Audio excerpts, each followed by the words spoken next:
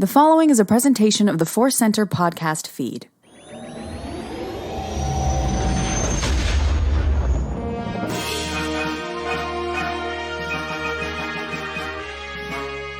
From the center of the galaxy, this is the ForceCenter podcast feed. I'm Ken Napzok.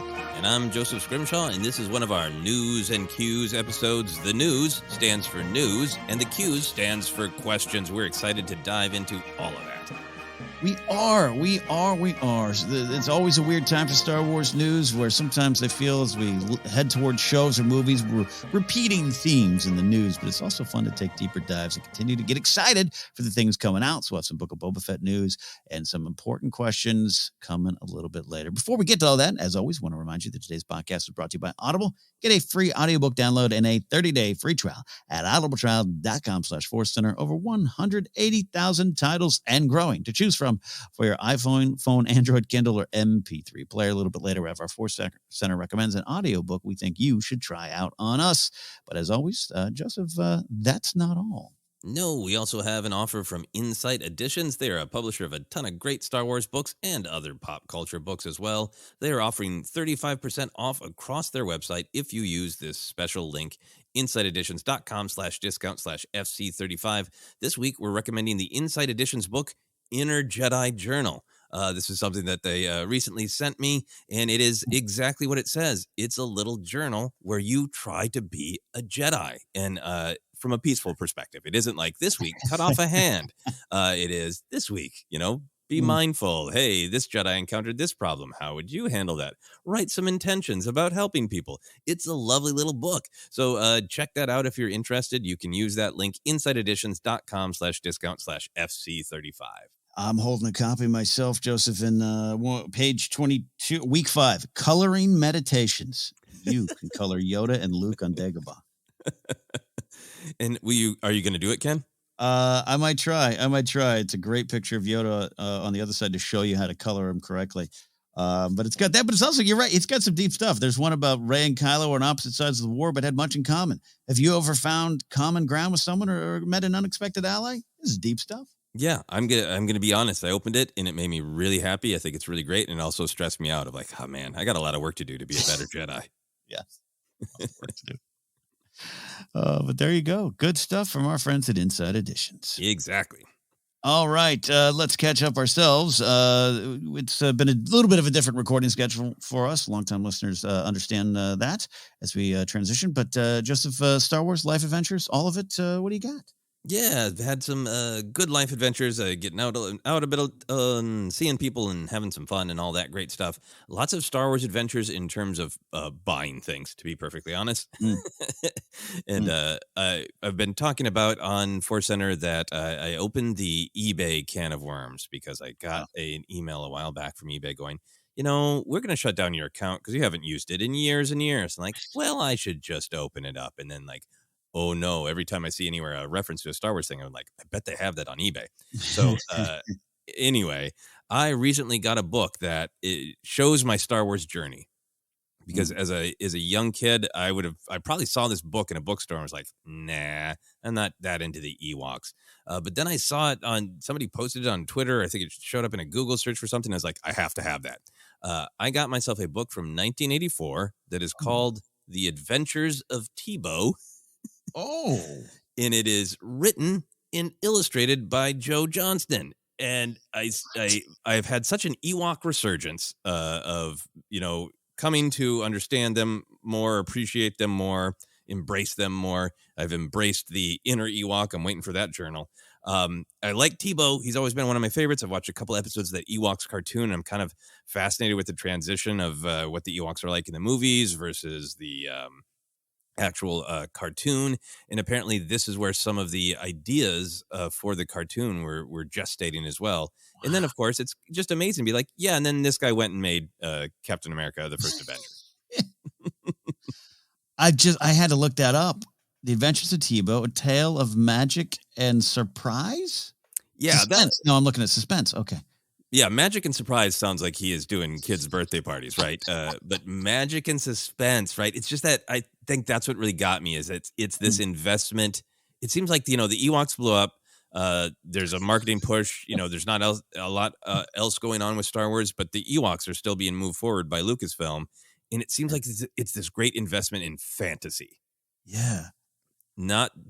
Star Wars has elements of science fiction. It's more space fantasy, space opera, all that kind of thing. But the Ewoks just seem to really fire people's imagination to like, let's just do magic spells and stuff. If I knew this existed, it completely vanished from my brain. That this is amazing. Yeah. So like, this is like, I'm gonna wait until late at night in some night where my wife has to work late, and I'm gonna pour myself a whiskey and read Adventures of Tebow by candlelight. I'm really looking forward to this. If I may, could I just read the first sentence on the summary here that they got? This is amazing. Please do. Tebow, the daydreaming Ewok. He's just out there daydreaming. Pablo's drinking in the corner. I always contend he's a little bit of a wild Ewok. Tebow, daydreaming in the corner. Tebow, the daydreaming Ewok, finds the peace of his village destroyed when Volgar the Dulak reports that Tebow's sister Milani, has been stolen by the giant Grudak. There's a lot of words in there I've never seen in Star Wars before. Right. It's some stuff that pops up in the animated series as well, and it is just like absolute bonkers fantasy, and I really, really enjoy it. Wow, you might have won the day. I'm sure you had a good Star Wars adventure as well. What did you buy from eBay? I did not buy anything quite yet. I did meet a lot of wonderful folks out at the Schmodown Spectacular Fan Expo. They had the movie trivia Schmodown had their big event. I got to be a guest announcer for the Star Wars Championship match, which was a lot of fun. But always, it's just fun to meet not just listeners of ForceCenter, but Star Wars fans who know you and I and others from the Star Wars punditry world, and that just automatically just invites wonderful conversations. There was great stuff. I talked to a listener named Bobby. I'd met before years prior, but had some great thoughts on some of the new Thrawn books, which I know you and I haven't taken that deep dive into them, about how that could tie into the Ahsoka series. There's some great, not just speculation and theories, but just like finding the connections and some emotional themes that could be present in both properties, and that kind of conversation. That stuff was good. A listener named Justin Hamilton was very emotional about the power of being positive and the struggle of being positive in Star Wars. A listener, Jose, who appreciated our deep dive into Dexter's Diner. And you and I, we legitimately love that scene and think there's so much there. I got to chat with John Hoey from the Resistance broadcast. He and I've never really sat down, had too much time to talk to each other when we've run into each other at celebrations. He was a lot of fun. His joy for Solo and Rise of Skywalker is right there with ours, and it's just fun to connect with fans on that level. Of course, Alex and Molly Damon, Star Wars Explained, those scoundrels were there as well, and love them so much. So that was kind of fun, Joseph, just to kind of, we can be so isolated as Star Wars fans or podcasters, especially the last couple of years when there's not a lot of in-person connection. Right. Just to be out there and about and feel the love of Star Wars is always welcome. Well, that is great. I was unable to make the event, but it was really nice to see on social media just the parade of people going, hey, look, this cool person's hanging out with this person. And that it is really great when we have community on social media to talk about Star Wars, and I can see different people's opinions and excitement. The enthusiasm for, make Solo 2 happen is so great.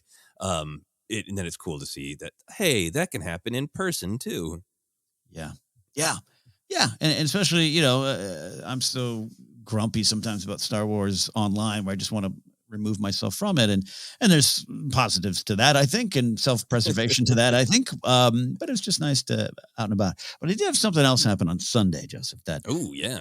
So Grace and I generally every Sunday go for a morning coffee walk with our dog Baxter. Baxter's been battling some health problems. He's now blind in his left eye and limited vision in his right eye, so it's a little bit of a slow walk. And as long-time pet owners, anyone knows, like you can get you kind of down. You're once vibrant, happy puppy.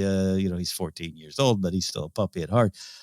See him kind of struggling a little bit, it can get you down. And so we're on this walk, and a lot of people know it goes viral every now and then where there's a guy on a powered, like an electric powered skateboard, for lack of a better term, who dresses up as Dinjara and has a Grogu doll strapped to his front. And he just drives around, just zips fast. So that's, as I said before, that's my neighborhood.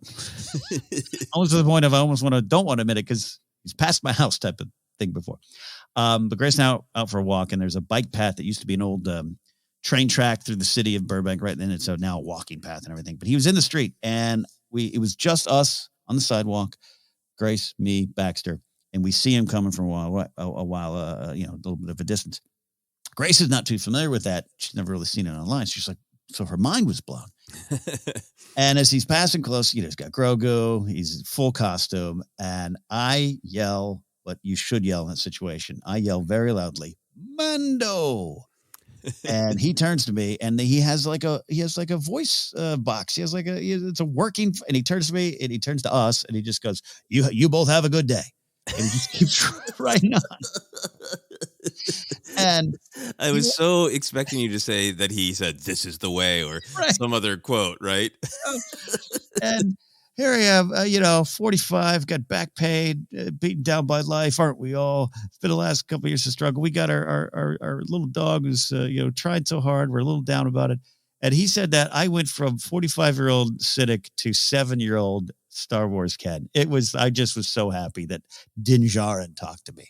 Yeah. Oh, that's so awesome. And I'm so curious always of like, is he going someplace? Is that person like on their way? Or are they just like doing rounds, making people happy? I think he just does rounds. And it's crazy. If you've seen the video, he's on that little electric little vehicle he's got there. And number one, great balance. As someone who sold his Star Wars figures to get $2 to buy a skateboard that he fell off twice and sold it.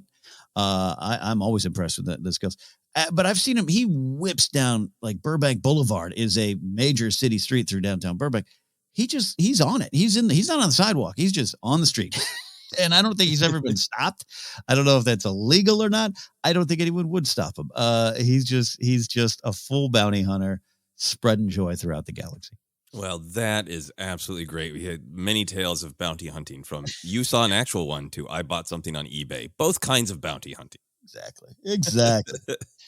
So there you go. Those are our Star Wars adventures, but we're not quite done yet. Speaking of bounty hunters, let's take a look at some of these Star Wars news items out there. As I said up top, we're racing towards the Book of Boba Fett. That means a lot of news might be around promotional materials and interviews about Book of Boba Fett. So even though sometimes it's news beats that are repeated, it's fun to take a deep dive in and focus on little things about them. And today we got this idea of the secret life of bounty hunters. This coming from an SFX Magazine feature. Big feature article that came out about the Book of Boba Fett. A lot of things in there. It was really cool. But Ming-Na Wen spoke about Fennec Shand and what her place might be in the show. Not too many details. A nice, vague kind of promotional talk, which I enjoy. She said that the working relationship between Fennec Shand and Boba Fett will be, in large part have to do with their connection, being connected by their near-death experiences. That's a shared backstory, as we know, and that makes a shared vulnerability. And both of them learning to get something out of the partnership. Particularly, she was talking about Fennec Shand, seeing the value of working with somebody, and so this being the time to kind of not work alone, which is something different from the past. So, Joseph, this is the Book of Boba Fett. We know that. His name is in lights. But Fennec Shand is going to be a big part of this show. At this point, what do we think Fennec will bring to this particular story? Yeah, I'm really curious about this because I think obviously she's going to have a large presence. I'm really curious if she is going to have her own character arc, that she is going to start in one place, be challenged, and then be changed by the events, right? Yeah. I can see her character having, an end goal of some kind that's maybe her own. The way the trailers have really positioned Boba Fett of he is trying to remake the way crime works in the galaxy, right? It's gonna we're not gonna slaughter each other. It's not gonna be out of fear. It's gonna be out of respect. We're gonna work together and make this work, right? So we already have this kind of this big picture challenge for him, and then everything about it has also in those trailers really set up that there's going to be this internal challenge of who is Boba Fett now. He's not a hunter anymore, right? So we know that there's a lot going on with Boba Fett. So then the question is, does Fennec have an independent want outside being on board with this? Let's change the game. Does she want retirement, stability? Yeah. Is there somebody that she wants vengeance for? That's what my biggest curiosity about Fennec herself, because even if she doesn't have an arc, even if she's just like, hey, I think this plan that Boba and I have come up with to change the way crime works in the galaxy is great, and that's her motivation. Yeah. It's still great to have a story of bounty hunters where there are two of them who are in on the same goal, right? Because it's going to give them room to debate. Like we both agree on the path forward, but then each individual step, is this the right step to take in the path? And to have two of these characters to bounce off of each other is going to be fascinating regardless. Yeah, I love what you're saying there, and this idea that she's putting out there of Fennec at this point in her life, after she has, essentially died, kind of thinking, you know what, going at it alone, not the way I want to do it anymore. And it could be emotional, could be, I'm not saying they're in any kind of partnership other than the business one, but just like, hey, this is a good friend to have. This is someone I'm connected with, someone I owe a lot to, but also, the life I led before maybe was less fulfilling, maybe also professionally less fulfilling. I can get more done now. I'm rising in this power structure too. It's a smart move. You've attached yourself to someone who's on the go, and going up and if she believes in what he's trying to do, as you say, that itself is interesting. And we don't know a lot about Fennec. We've been exposed to her now, in The Mandalorian, and a little bit in Bad Batch. I would still say we don't know a ton, but even in Bad Batch, they're this rough and tumble, deadly character already kind of flashed what I would call some good hearts with Omega. Me, just a touch of it there. So building on that and seeing where we can go with that, that's some really interesting and proves that Fennec will have a value in the show. Absolutely. There's a ton of storytelling now to be done with Fennec, but I really like what was established with her in Bad Batch, that she was the young, hot up-and-comer, right? Yeah. And even then, right away at the beginning, it's like, yeah, I'm deadly. Yeah, I'm cool. What do you want me to do? Kidnap a child? Okay. Yeah. It's already a little rough on her soul, even though we get to see her take it to Cad Bane. She's the up-and-comer, right? Yeah. But we get this picture of if that's how it started when everything was young and glorious, what a grind, right? She's been grinding through the darkness of the Empire for all these years, to the point where she gets shot in the desert by an idiot child, right? And then resurrected. You can see how somebody is like, I've done this rough job forever, Yeah. I am tired of always being, the bounty hunter who has control of her assignment, but never control the bigger picture. Screw that. I want to pick the assignments, Yeah. Write my own ticket a little bit here. Yeah. Some great power in that. Ming-Na Wen also mentioned that the show will delve into the lives of bounty hunters, the secret lives of bees and bounty hunters. And this got me thinking of what do we want to learn about the lives of bounty hunters, Joseph? They are still a mysterious bunch. We get that. They're cool at times. What does Embo do on his day off? Do you want to know that? What do you take that from that statement there? Yeah, I like that we have had a lot of exploration of bounty hunters in, books and comics, and you can extrapolate that to screen, but it'll be great to get it on screen. Of some of them, it's almost like cultural, right? Like Bosk, hunting is a part of the Trandoshan culture, right? You get the picture of somebody like Dengar just wanting to be like, people said I couldn't do this, or then there are other people who have, fallen into it because there isn't any other option, or people who got into it when they're young, like Fennec, thinking it was this kind of this way to get prestige or money, and the truth of it is a grind. So I think seeing that perspective of we're older, we've been through this game, we both almost died, we're both in a place of rebirth. Now we're really in a place to feel safe to go, hey, being a bounty hunter isn't that great. It is a lonely, terrifying existence where everybody wants to shoot you in the back. And we both have this moment where neither of us, both of us agree to this idea of honor, and we're not going to shoot each other in the back.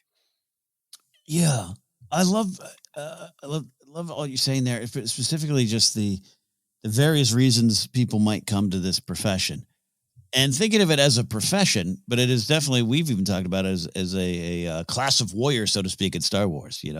Are you a Jedi? Are you an Imperial? Are you a bounty hunter? Are you a smuggler, a scoundrel? All those kind of wonderful things we celebrate in Star Wars. But just to look at it as Who's Toro Calicat of the group? Like, this is how I become famous. Who's like, I just needed a job, and this is kind of fun. Who has a code?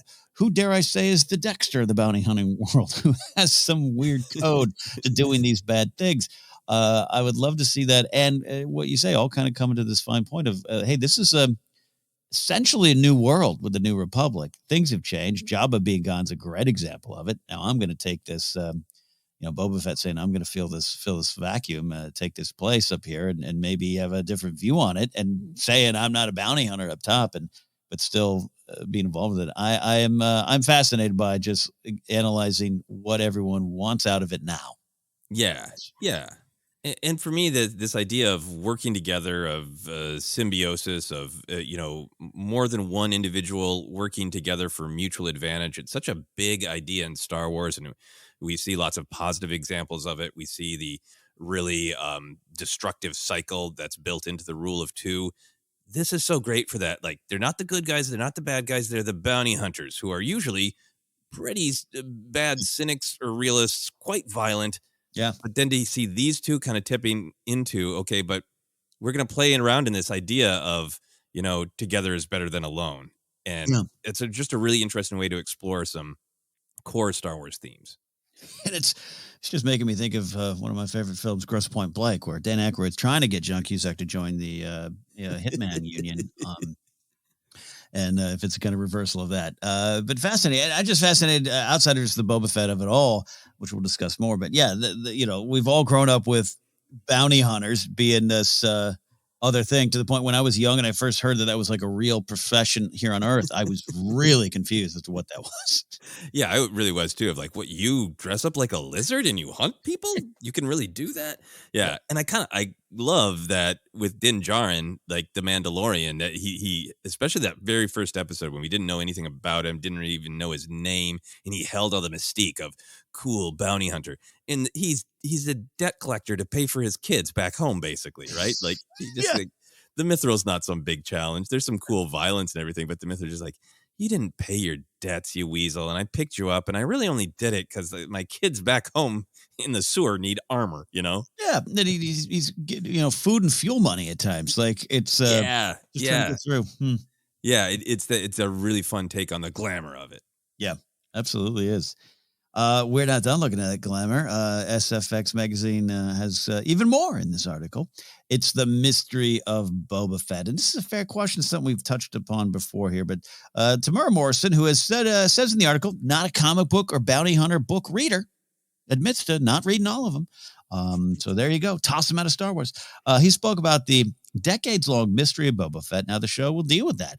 And he says, yes, and that's where we kind of opened up too much of the can at times, I think. I did have my reservations. But hey, I trust the people I work with. I was so lucky I had people like Dave Filoni, who has an ability to connect some of the dots, some of the ancient dots, and to keep that authenticity. I relied on him a lot because I'm not one of those actors that, as I said, reads every comic book and every bounty hunter book. Interesting question, Joseph. In an article promoting the show, Tamara Morrison says, I think we went too far at times. Yes, I would also take this with a large grain of salt. Man, I love Tamara Morrison as a performer, and he is a fabulous actor, and I love his interviews because, look, actors are humans, and in my opinion, they're just different. There's some who are like, some actors who have a little bit of like producer brain, right? And they really try to say kind of what the press release says, and put a little spin on it. And then there are people like Tamara Morrison who's just like, I'm going to tell you exactly what I feel, right? Yeah. And I think that's great for honestly, what I read into this is him going like, oh yeah, no, my cultural understanding of Jango and Boba, I don't read all these books, I don't have all these things memorized, is that people love them because they're this mysterious, unknown, just amazing warriors. Who are they really under the mask, right? And if that's his relationship to it and his understanding of the fan love, and then he's getting scripts like, I tell people about this thing that happened when I was 10. What? Why? Yeah. And then having Filoni come over and go, well, here's why. And him going, oh, okay, cool. Like, I see in this quote a totally natural and great process. Yeah, really do as well. And, of all the wonderful things Dave Filoni has done and brought to Star Wars, one of my favorite things is saying, hey, you think you don't want more Boba Fett? Well, I'm going to give you young Boba Fett in the Clone Wars. You think it's kind of silly that George asked me to bring Darth Maul back? We're going to look at Maul in a different light, and we're going to actually find a way to make this work. And I do trust him on that, and all the people involved with the show. And I'm sure Robert Rodriguez, by the way, driving force behind this show as well, he understands that mystery because that's probably what brought him to loving the character. And I really love it. But I think now more than ever, Joseph, I'm intrigued by them saying, or Tamora saying, yeah, we really open up that can. I think now more than ever, I think this is the right time to do it for Boba Fett. I think so, absolutely. I think it is, for me, I know I've said this a lot, it is the reason to bring him back because there is the Boba Fett of just the original trilogy who is absolutely, next to nothing about him except for he's cool enough to capture Han Solo and he's got an awesome ship and he has knee darts, right? And everything about him is legend that you create with your action figures. That was the original trilogy experience. And then, the expanded universe books gave more information, but they still just made him the coolest possible badass of the galaxy, right? And then everything shifts with the prequels, and all these new ideas about him come into existence. And I think what's great about this is really taking the opportunity to marry these things, and that's I so trust Filoni and everyone involved, but Filoni in particular, right? Because he has such love and understanding for the prequel era. Because I think all of the mystique and the badassery of Boba Fett is clearly going to be there. But I'm excited to read this and know, or I guess not know, guess, hope, assume that it's going to deal with his legacy as an orphan of violence. The fact that he had an incredibly rough childhood. Bounty hunters do not make great surrogate parents, except for Din Djarin. It makes me think that we're going to deal with his identity as a Mandalorian. We know that he doesn't like being mocked as a clone. Yeah. But what is his actual take on the clones? Are they just less than him, but he takes some pride in them because they are also his brothers? Or are they an embarrassment, an insult? Like he is holding so many identities, and all those identities can be interesting and sit with his original identity of mysterious badass. Yeah. And I think if you stop at that door, I'm not criticizing Tamora Morrison at all of saying they went too far, but if you stop at that door of, Boba Fett, a lot of his appeal is a mystery, which, by the way, I would almost say is just a fact. That's a lot of it because we could all create our own backstories. We discussed that a lot recently on that behind the helmet doc they got going on Disney Plus. I think if you just stop at that door, that means you might not have engaged even with Mandalorian or the Clone Wars. And see what they've done. That makes me more excited. Now Morrison said this: there will definitely be a number of answers. Some long-winded answers, some short and sharp answers, some colorful answers. We're filling a lot of gaps. Joseph, that is a lot of answers, and a lot of times that's just where, at the end of the day, if you think they, kept the mystery while building up some wonderful foundations of this character's identity and origins, and then you're going to be happy with it. If you think they revealed, quote, too much, then maybe you're not going to be happy with it. But we definitely preach it. Keep an open mind for this here. Yeah, absolutely. I mean, I think for me as a Boba Fett fan, I did love him as this mysterious badass, this unknowable. You'll never know what's beneath the mask kind of thing. But for me as a fan, that ship sailed in 2002. So since all these other elements of his character are canon, I want to dive in and explore them and have fun with them and let them, build up this complex character. And I think for me, the mystery will still be alive because he's still going to be, he's a character who can have a lot of conflicting instincts, right? So I think you're still going to have that mystery of like, you push Boba Fett and you don't know what you're going to get, right? Yeah, and look, and it's already just from seeing, Tamora Morrison playing him in Mando and the energy he brings to it. It's a strong, stoic, violent energy at times, very strong character, but who's not over there just laughing it up with Din Djarin and telling jokes and everything. It's still the same character. It's still the man beyond the mask. And the way I look at it is, the way you, me, and so many other people take these deep dives into Star Wars, it's almost as if these characters are real. So the way I look at it is whether or not, Boba Fett is a mystery to me. He's not a mystery to himself. These things exist. These life events exist. And if we can explore them, especially based around certain themes or these big important questions, that's going to be a lot of fun for me. Absolutely. And I think dealing specifically with his post-Sarlacc journey, I think that's going to be there in a very concrete way. And I think that's important because it's really going to tell us who he is now. How did he come to be this guy who's like, I'm not just going to go back to bounty hunting. I'm not a hunter anymore. I'm a leader, and I'm going to change the game. Yeah, I was at this Schmodown event of the weekend. I had a chance to chat with our pal Andres Cabrera, and he asked me, are you excited for Boba Fett? I said, you know what? Yeah, I've always been excited for any new Star Wars, but I think it was lower on my scale of excitement, only because I just didn't know what to expect. And when that first teaser comes out, and the first line is you and I broke down, Joseph, I'm not a bounty hunter. Take your nostalgia and throw it out the window. It's something new. You got me right there, and I'm not worried about this. I'm not worried about, learning what Kenobi was doing in or off the desert in those 19 years. I do want to explore these characters. Those stories exist. So mystery be damned for my money. Let's find some stuff out. Yeah, I think there's still going to be plenty of mystery. I think there's still going to be plenty of stuff in the old Boba Fett can. I agree with that. So we'll find out soon enough. Book of Boba Fett comes out December 29th. We'll be breaking it down here on ForceCenter, of course. Coming up with some questions shortly here. We're going to take a quick break. But before we do that, Joseph, what is our ForceCenter recommends, an audiobook we think everyone should try out on us? We are recommending the audiobook of Light of the Jedi by Charles Soule. It is the big kickoff to the High Republic era, which a ton of listeners, a ton of fans are really enjoying. If you're considering checking it out, this is the place to start.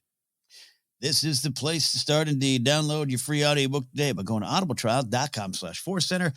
Again, that's audibletrial.com/ForceCenter for your free audiobook. All right, quick break. On the other side, your questions here on ForceCenter.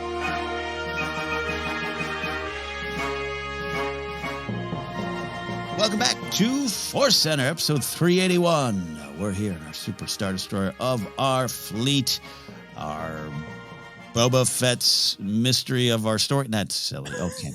We're in Boba Fett's can. We're in Boba Fett's can. We are going to take a look at some wonderful questions. Joseph, what do we got? Yeah, as always, we have 2 questions from Twitter and 2 from our patrons on Patreon. We'll go to Twitter first.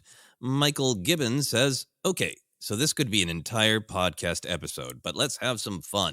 As we know, Yoda has been training Jedi for generations, and every teacher has their favorites. Who do you think was Yoda's? Dooku? A Skywalker? Some unknown child who used to bake him bread? This is a very fun question. Yoda has taught Jedi for hundreds of years, as he will happily tell you. Where do you go with this question? Who do you think might be a favorite of Yoda's? I mean, if you and I don't make a Liam pull the shades joke, we're failing. Clearly. Liam killed it. I mean, I think Liam gets all the credit in that scene because we hear his name.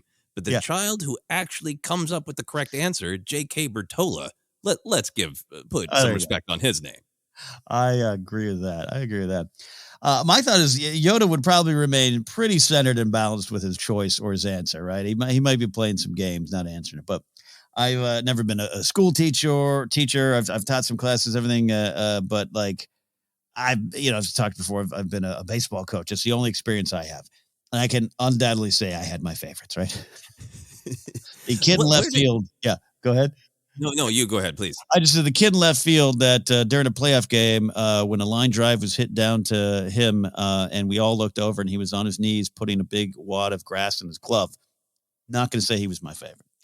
That kind of answers my question. I was curious how the different young ball players became your favorite. Did you gravitate towards kids who reminded you of yourself? Did you gravitate towards kids who just didn't need as much help because they just had their bleep together?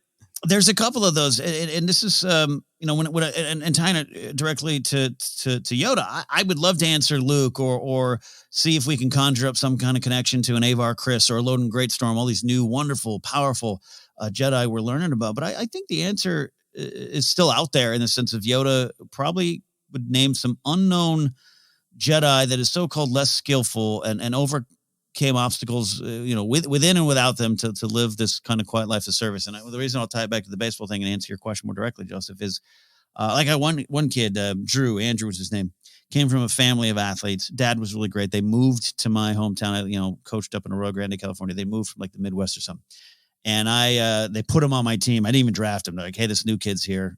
Turns out I basically had Babe Ruth on my team. Like, he was just super skilled. He was 10. He was everything. And it was so nice. He was so polite. I remember writing him. I wrote all my players a letter at the end of the season to talk about not just baseball, but life. And I remember telling that kid, I said, you might not, I hope you end up playing in the major leagues, but you might not, because it's a hard path to get there. But I just know that whatever you're going to do, you're gonna be one of the leaders in the room because of who you are as a person, right? He was a little bit of an Avar Chris, just this light in the dugout. But he was great. But my answer would be, like, there was this kid named Carter who couldn't hit. He was a little slow on the base pass. He was really frustrated one day.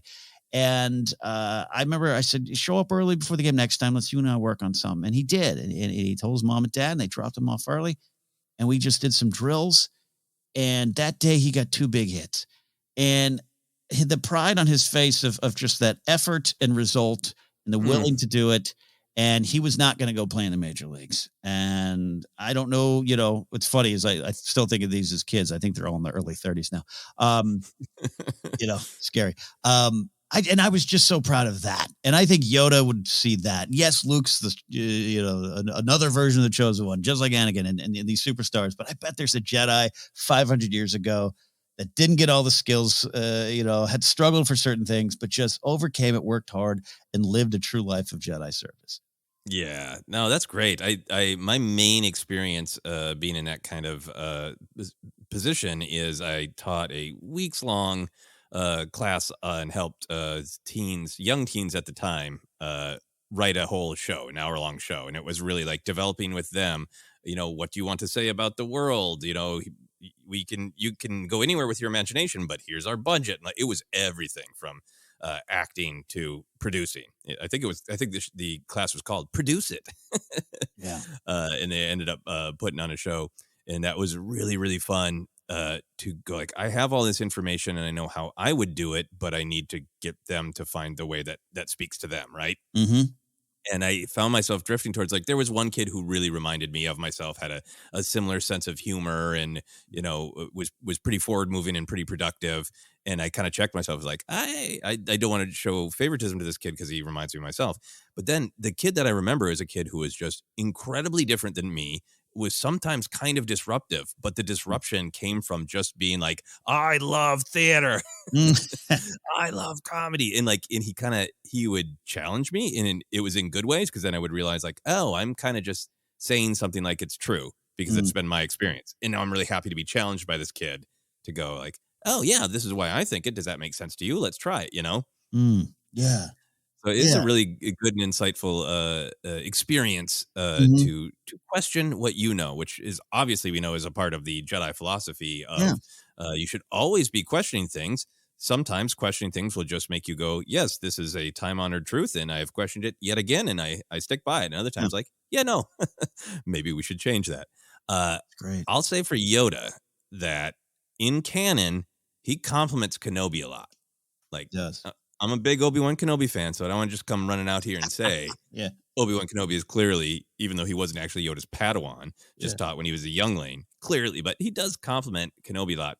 And I think that Yoda compliments Kenobi because he is so, like, let's just get this done. Mm-hmm. He's somebody who Obi-Wan can definitely be snarky and egotistical and a little vain and a little judgy sometimes, but his heart is so pure Jedi of I'm so clear that my role is to help others, that I think Yoda sees that in Kenobi and really likes that. I think ultimately I would love for this answer to be that Yoda's favorite student is a Jedi that we haven't met yet. And when I started thinking about that, I got so excited, right? Because Yoda's been training Jedi for so long that Yoda's probably had this life experience multiple times where there's some Padawan in some time period before the High Republic, when Yoda was around, when the child showed up, right? Then taught him as a youngling, like Yoda teaches many younglings, and then this student became Padawan of Yoda, a knight, a master, served for decades, served well, maybe challenged Yoda every once in a while, and Yoda had to go, good point, the mystery Padawan, this this now Jedi Master grows to old age, and Yoda maybe kindly sits on his deathbed, and this child dies in front of Yoda, passes into the Force in front of Yoda, and Yoda has barely put on a new wrinkle in that time. Right. A whole birth to death life experience. I think that there's got to be a great story of who that Jedi is to Yoda. Where like the first time I walked through a whole life with another being maybe means a lot to him. Yeah, and what that would mean to talk about the burden of masters and mentors as they grow beyond us, and that includes that going to the next plane of existence, and that'd be one. If that first time it hits Yoda, that'd be something. Yeah. Thinking about that too is like we talk about that Revenge of the Sith scene a lot, where Yoda gives Anakin advice that he needs to hear, but is debatably a little perfunctory about it. Of like, don't warn people, don't miss them, right? Just be happy you knew them and they're gone now, and great. It's all good. And you can see maybe when you think about it that way of how many Padawans has Yoda outlived, that he's got that much grace and acceptance about life and death. Yeah, that's great. We get a little story on that, right? Absolutely. Come on. Great question, Michael. Very, very fun. Any other thoughts on that one before we move on, Ken? I mean, we all said some wonderful stuff. I mean, it's still Liam, but whatever. It's always Liam. Look, when you nail the shades, that's all you need to be a good Jedi. Close those shades when told. Moving on to a question from Galandro 007. Appropriately, for somebody with 007 in their handle, Galandro says, who is the deadliest gunslinger in the Star Wars universe? Ken, how do you approach this one? Do you think that there is a person who is just plain more skilled, or do you think it really is a situation-based? Situation-based is a great way to start to look at it, and then just kind of what your definition of gunslinger is. This goes to almost to our bounty hunter conversation of it's such a class of warrior in Star Wars. It's a video game class to choose from if you're about to play Star Wars. Because I would say growing up, Han Solo definitely is.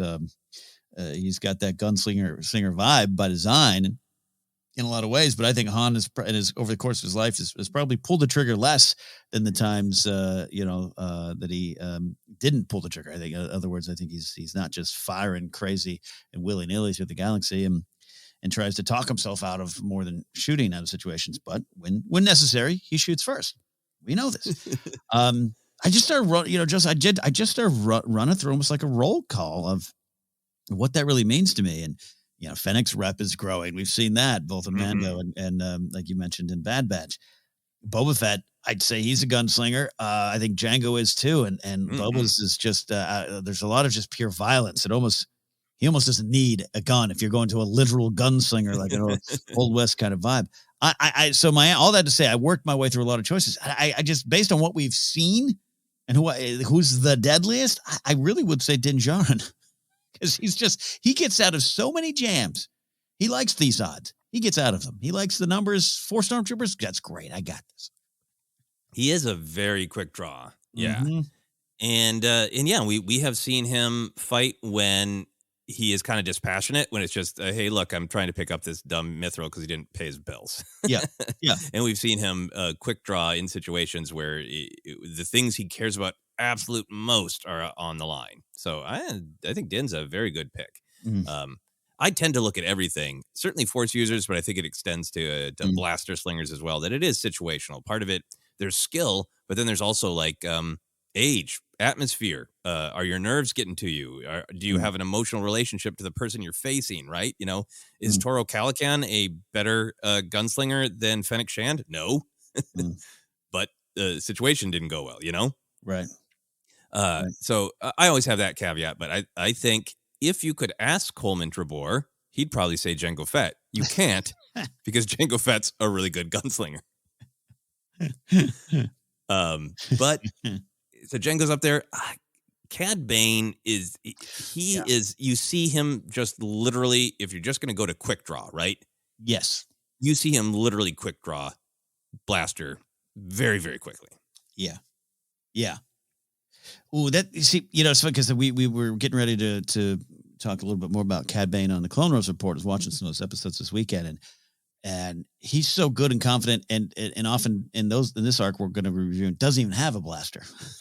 It made me think about that. I didn't know this question was coming, but I was like, man, he's really good. He's really good. He's very, very deadly. So there you go. That's our definitive list of about 7 who are all, to us, the deadliest gunslinger in the Star Wars galaxy. Yeah. All right. Any further thoughts before we move on? No, I just don't want to get caught in the crosshairs of those characters. Nope, not at all. I am not the deadliest gunslinger in the Star Wars universe, put it that way, or even in video games. We're going to move on to our questions from our patrons on Patreon. This is a deeper dive one. This comes to us from David Osmo. So David wrote a great and thoughtful post on the call for questions that we post on Patreon, and it is a bit too long to read the entire thing. But if you are a patron, I suggest you go check it out. There's some great thoughts that David has kind of building to these central questions. And the real central idea that David is writing about is all of the continuing interpretations and debate about balance in the Force. And in particular, David was really reacting to some of these Lucas quotes from the Star Wars Archive 1977 to 1983 book. These are quotes that Lucas gave when he was interviewed by Paul Duncan. So, Ken, I'm going to read these essential Lucas quotes, and then we're going to dive into these ideas of balance in the Force. Great. So Lucas says in these interviews, you have the light side and the dark side in you. Your job as a human being is to try to keep those things in balance so you don't go over to the dark side.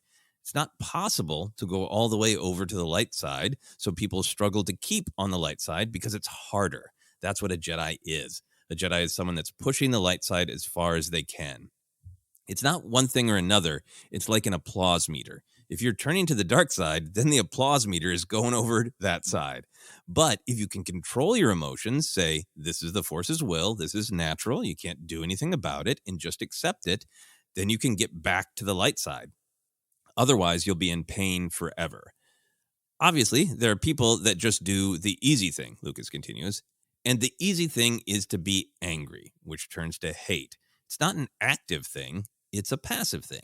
Being angry with somebody is a passive thing. You have to work to not be angry the rest of your life. Bitter, angry, and of course, that leads to suffering. It's the bad side. On the other side, you have to be diligent all the time, like a Buddhist monk or a priest, to forgive and accept the fact and turn the other cheek. So there's a lot of clarity in there. There's a lot of context that it's coming from an interview.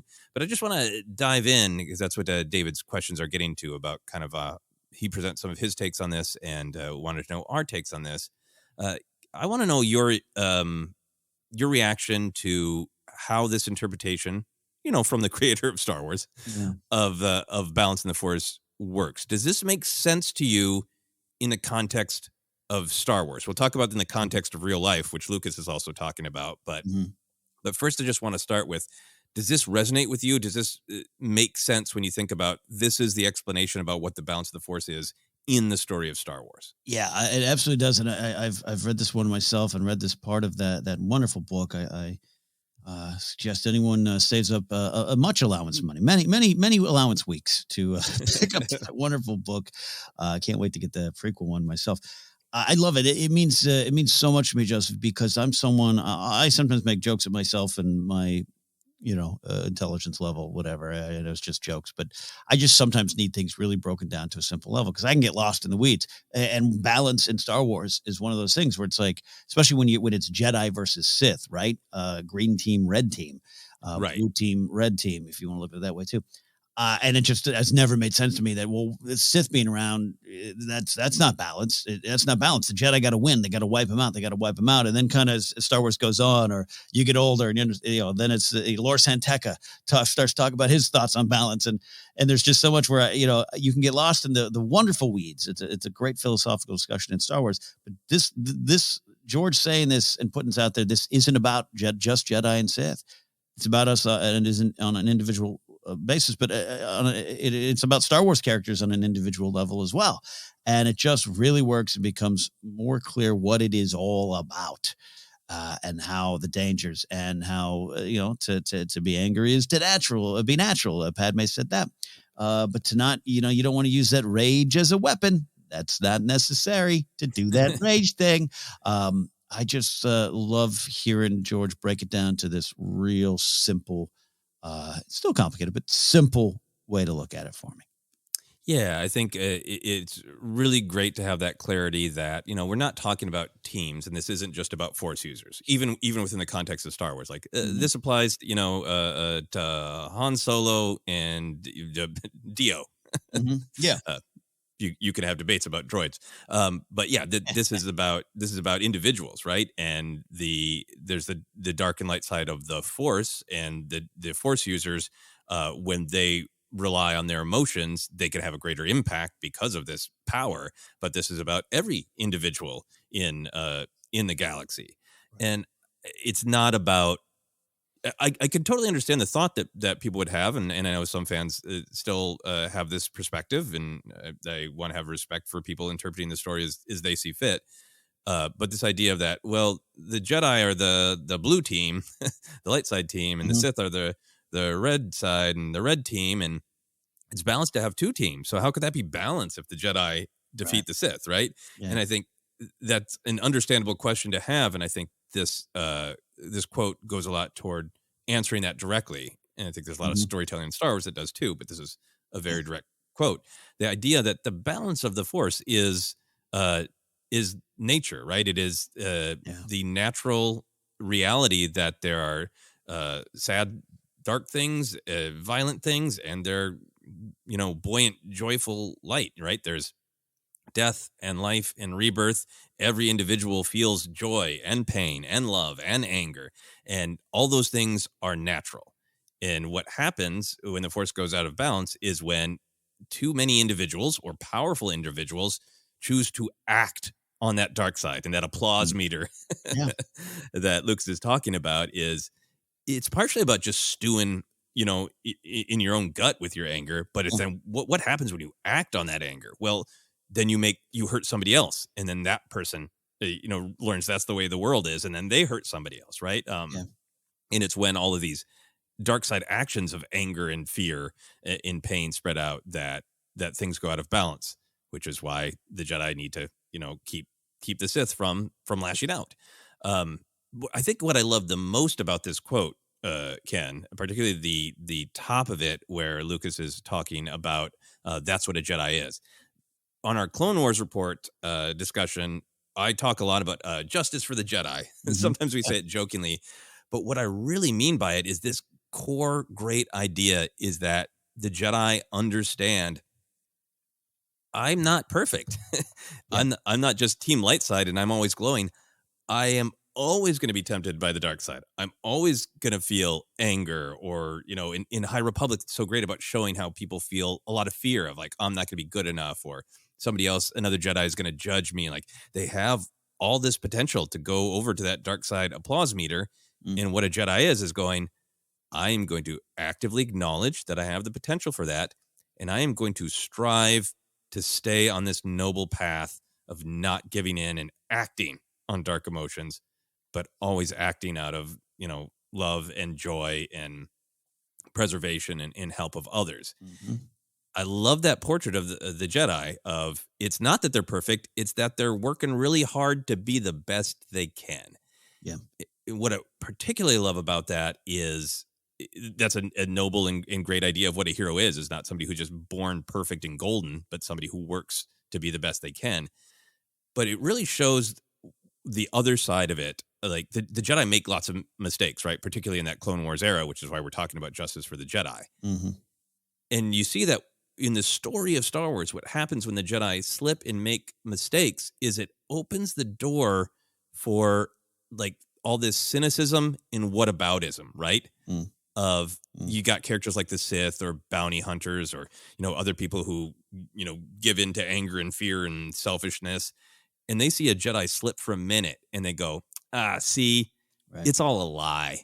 They just want power. They just want control. If they slipped for a minute, then my view of the galaxy is true, that everybody is just out for themselves. Everybody is just out for power. And they use that slip in the Jedi as a justification for giving in to this easy path of anger and hate. It is the direct manipulation that Sidious does to Anakin in the great opera box scene in Revenge of the Sith. Like, we're all the same. Everybody just wants power. And here are the Jedi saying, nope, look, we slip. We make mistakes. We are not perfect. We're trying to be our best, you know? Yeah. Where, and again, breaking it all down is just hearing this, when years ago, I remember there was a specific moment in my fandom where this question might have been proposed to me, you know, well, what is balance? And how does darkness and light exist together? How is that about, you know, and just as it relates to the Sith, and just this idea of the Jedi standing as a guard between that, almost as if it's a dam, right? And there's water on one side and you know, a city on the other, and the Jedi up there to make sure the water, which is going to be there, doesn't get so high that the dam breaks. Which also makes me think of Vader getting his lightsaber from what's that first Jedi, Fila, whatever, the one for the comic. Yeah, Kirik, I think. Kirik. But literally, they're battling on top of a dam, right? And the city is destroyed beneath it. So I just, it all just kind of it helps me understand it on a smaller level, everything you're saying there, of everything what George is talking about, and the purpose of the Jedi to stand as best they can on top of that dam. Yeah. And I love this idea that that Luke is saying, his philosophy that he tried to put in Star Wars is you can't go too far to the light side, because what is too much joy, you know? Right. And in particular, I think a big part of it is that why they stay on the light side is they don't try to change the truth that there is balance, that sad things happen, right? Yeah. Like I sometimes, when I did a Star Wars counseling episode about balance in the Force, the way it helped me to break it down is just like, imagine there's a Porg, a Jedi, and a Sith. They don't walk into a bar. Yes. They're just sitting on a nice hill, right? Yep. And if the Porg died of old age, or even if it got scooped up by a natural predator, the Jedi'd probably go, that's sad. But that happens. If a Sith, for no reason, just walked up and like, this Porg, I'm going to cut it in two because I'm angry, that's when the Jedi's blade comes out and blocks it, right? Yep. And that to me is like, that's what the balance of the Force is preserving the natural way of things, the natural reality, instead of lashing out at the world with anger. And not going around slicing down any predator before it has a chance to get the Porg. Yes. Letting go and trusting the natural cycle of things. Yeah, exactly. It's all about Porgs. It's all about Porgs. It's the balance in the Porgs. If you replace balance in the Force with balance in the Porgs, everything unlocks, you know? I did want to talk about it in real world terms too, because Lucas certainly is. He's not just saying in Star Wars, he's saying this is my analogy about my real life philosophy. And I think that sometimes maybe some of these conversations can get extra muddy because we're talking about both space wizards and ourselves. So for yourself, what do you agree with this in real world terms with how you approach your life, how you see the world, or is there parts that bump for you?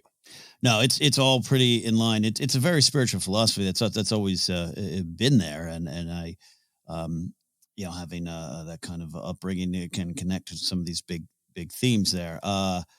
So yeah, it's become more and more important, and it's weird as I get older, and you and I keep talking about Star Wars every week, and are blessed to have this podcast feed, and just the reason I get even more excited to talk about it. Even the Clone Wars report's a great example of you and I sit down to watch these episodes and break them down and talk about our action moments. All that stuff is fun. I'm ignited, just a flame lights up in my soul when I just find something in this animated series that can apply to my real life, past and present and future, like Star Wars. And that's, I think, what George has always been saying. It's not a bad, it's not Shatner in that SNL sketch of making fun of Trekkies, that whole famous sketch in the 80s. If y'all remember that. George isn't doing that when he says, because sometimes he'll just say, y'all kind of take it too serious. I think what it just means is you're all debating over, what X-Wing is better and this and that, which is all part of the fun. Don't forget, the whole purpose of this is this putting of these ideas of how best to navigate this world. And as I get older, I know less, right? The old thing.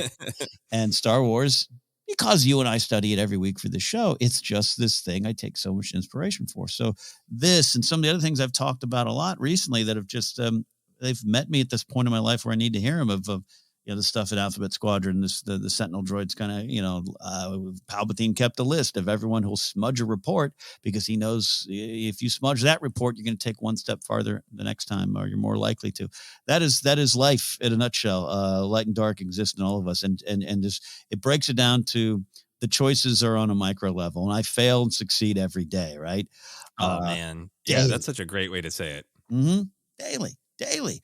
And what I love about Lucas using the applause meter thing, which we've this quote's gone around a few times, and I love it every time I hear it because to me, that applause meter can be brought down if it's going too far to the dark side, right? it can be brought down. There's things that will start to move it. We talk about that rage concept. I think once you weaponize that hate, it's going to weaponize that fear, your own fear. That's the applause meter it might be broken. You got to be careful. But I love this idea because it does keep with Star Wars 2 and this idea of redemption, of you can continue to make choices that will lower that applause meter.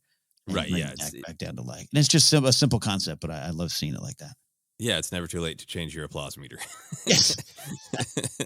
It's very nice. Yeah. I think for me, some of this Jedi philosophy, getting to discuss it, look into it by doing this podcast, for me, there is balance in Star Wars. I love just talking about the weirdos and my favorite fights and chases and all that stuff. Star Wars is just thrilling and the aesthetics are fun and all that stuff you can absolutely dig into. And I don't think there's anything wrong with that. But I think that there's absolutely this balance of like, but what is it all about in terms of philosophy? And for me, that philosophy is really helpful in just day-to-day interactions. Star Wars, of course, is not the only place you can find these ideas. It's just been packaged with lightsabers, so it spoke to my soul since I was, incredibly young. Yes. So for me, it is really helpful to be like, man, I'm really mad now, and maybe I'm even justified in being angry, and I want to send this email, but it won't help anything because that person that I'm yelling at probably didn't mean to do the thing that upset me. And it's not going to help anything. In fact, it's going to make things worse. Accepting that my anger is real and valid from my perspective, or sometimes somebody actually truly has wronged me, and I feel it's valid. I've talked to other people, and like, I'm right to be furious.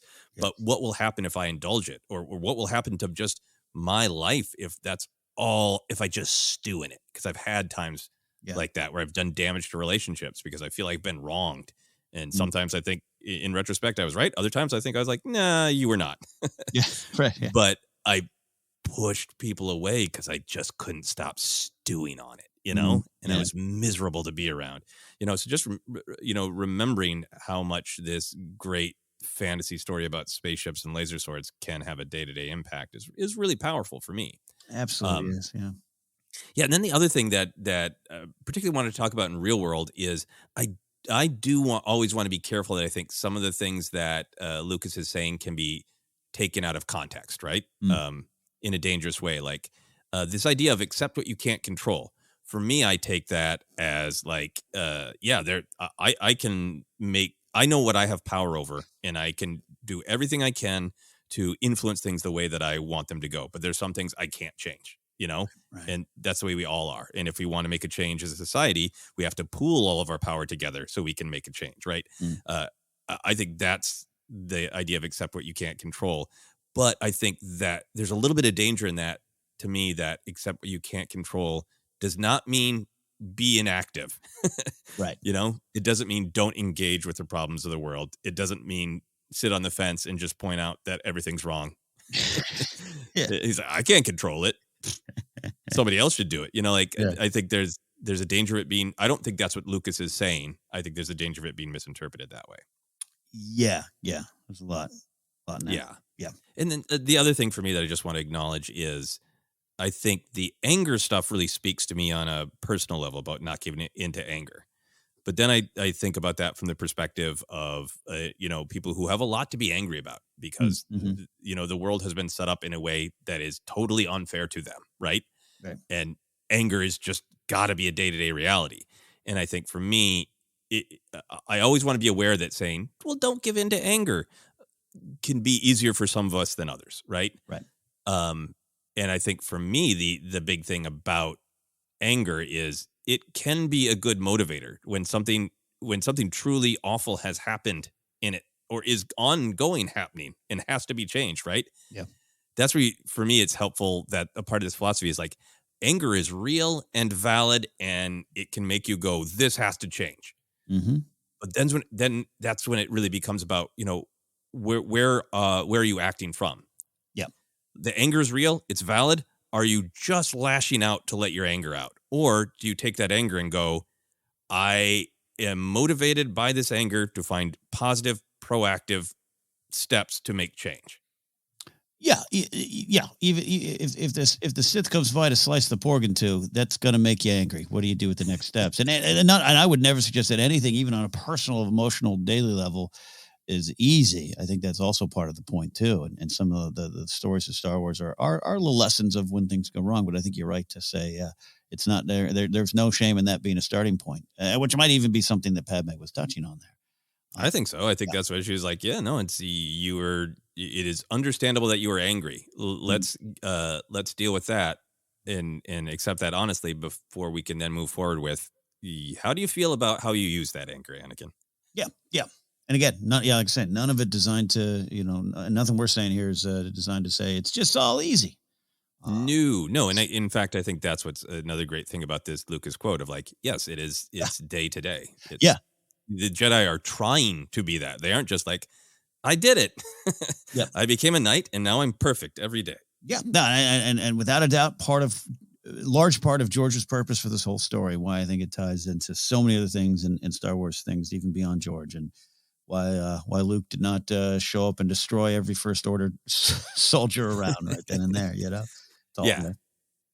That's my final thought on this, going back to the Star Wars of it all. I think this discussion is a great way into Last Jedi if you've struggled with Luke, right? Because Luke's grumpiness, his cynicism, his inaction, it's all connected to this great compassion because he's been trying so hard to always, always be on the light side applause meter. And he slipped for a second and he feels so bad that he slipped from that noble path. And he's trying so hard to find his way back to it, The Last Jedi is just a applause meter movie. And he literally did in the theater get applause when it was revealed. When I saw it, there was applause in the theater. Yes. When it was revealed, he had force projected to Crate. So good job, Luke Skywalker. Yeah. All right, we are going to close out with a fun question from Andrew Holmes. Andrew says, hi, Ken, Joseph, and Jennifer. If you're a newer listener, Jennifer Landa, the great Jennifer Landa, started the podcast with us.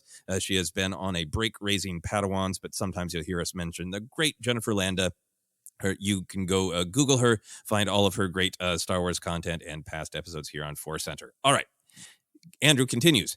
In celebration of the release of the incredible documentary Get Back and knowing Ken's Beatlemania, I was wondering which Star Wars characters do you think would best represent John, Paul, George, and Ringo if the Beatles existed in the Star Wars universe? Thanks for all your continued joy for the galaxy. Cheers. Cheers to you, Andrew. Oh, Ken. How long did you spend thinking about this one? Not you know what? Not as much as you would think, or maybe I would want, because so fresh off of Get Back, I was thinking about the Beatles and that in terms of that doc and who they are in that doc, which is who they are probably throughout the course of their life and career. But there's just some real specific things in there that inspired me rather quickly. I don't know. As always, I don't know if the answers are right, but I've got them. You have spent a lot of time with that documentary, so I think what I'd like to do is share my possibly more wild selections. We'll see. Yeah. First, and then we'll close with yours. Is that cool? I love it. And you're a Beatle fan too. Whenever you're not just Guns N' Roses and Sinatra. I know. I'm definitely obsessed with them over the course of my life too. So yeah, go for it.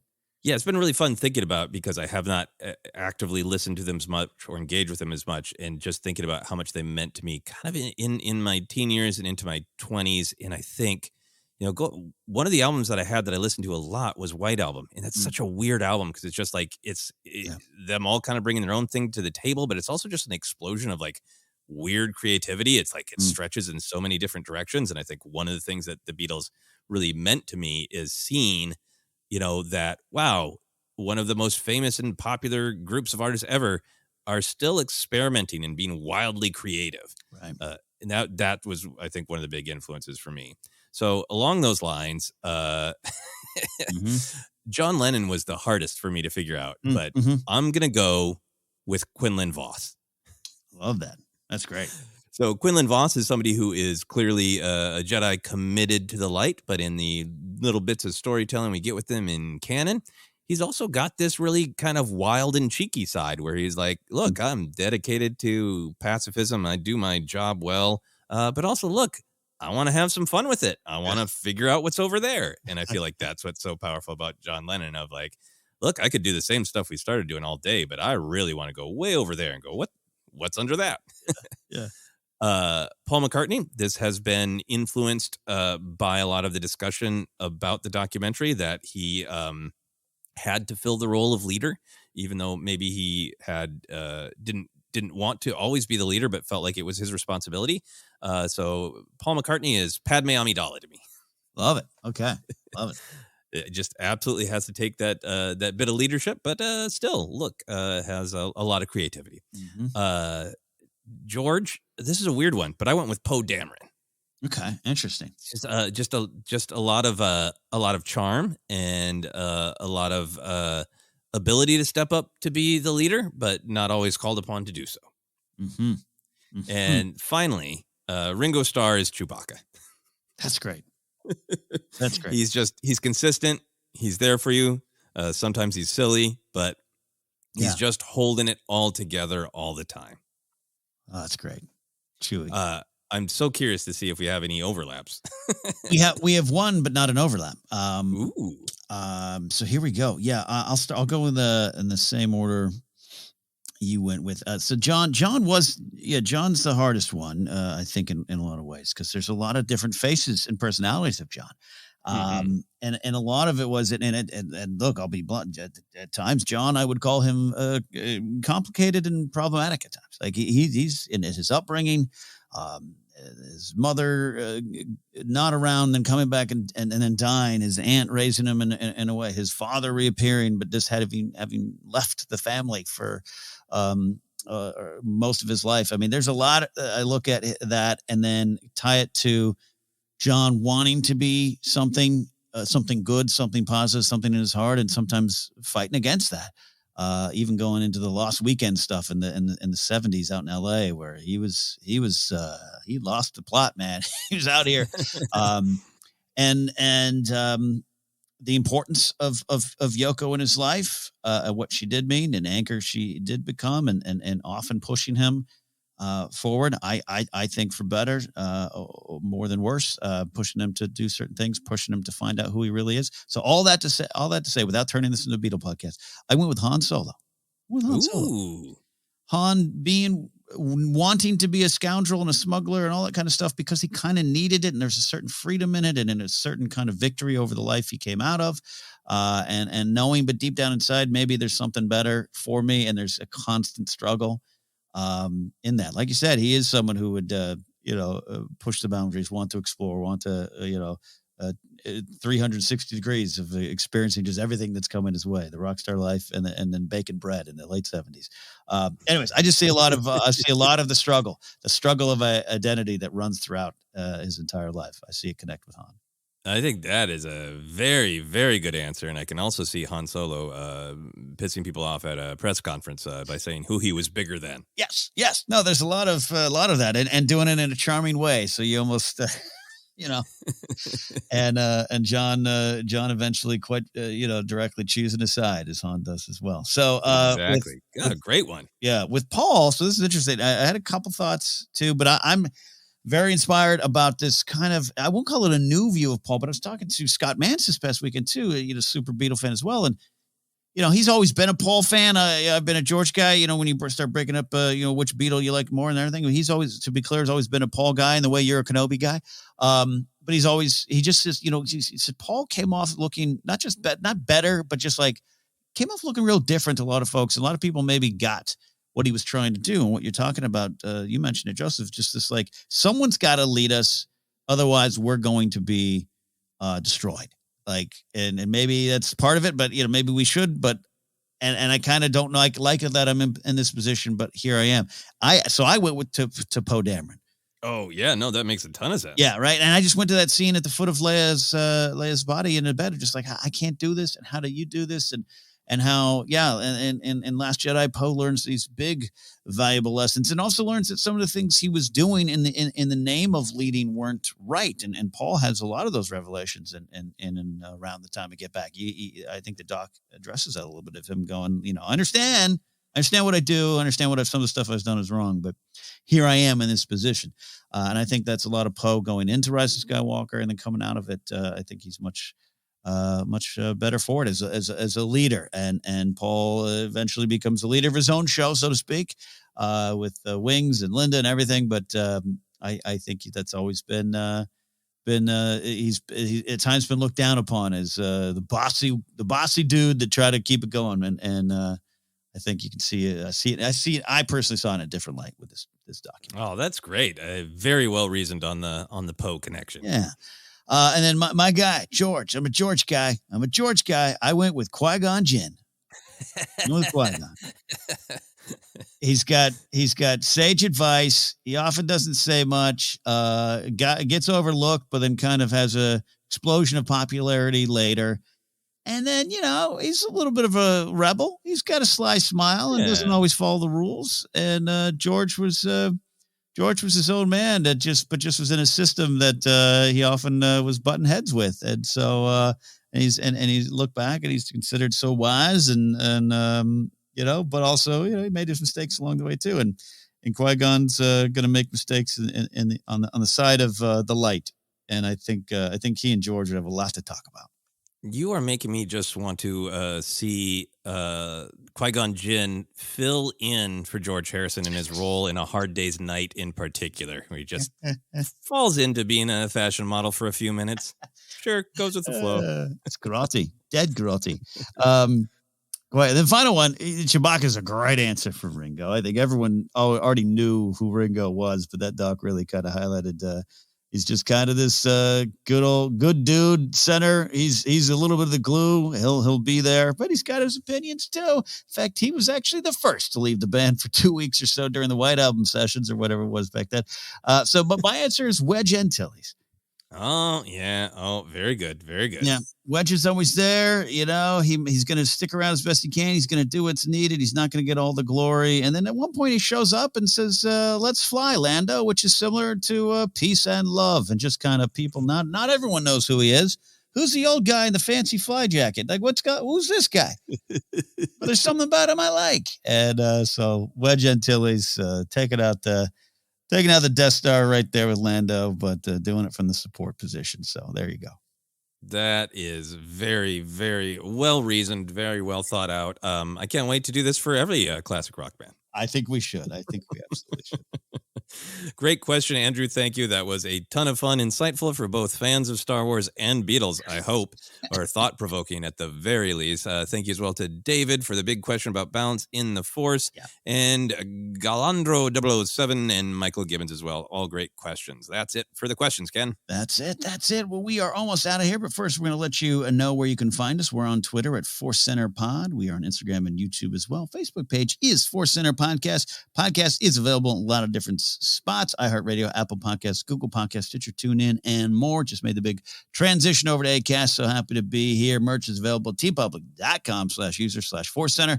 And you can support us directly at patreon.com/ForceCenter. From there, you can get into our Discord, where you can have even more detailed discussions about which Beatle is which Star Wars character, or balance in the Force as well. You can follow me at Ken Napzok or go to my website, kennapzok.com. From there, you can get information on upcoming comedy shows like Washington, D.C. with Mark Ellis. You can get tickets for our 4-show run out at the Comedy Loft.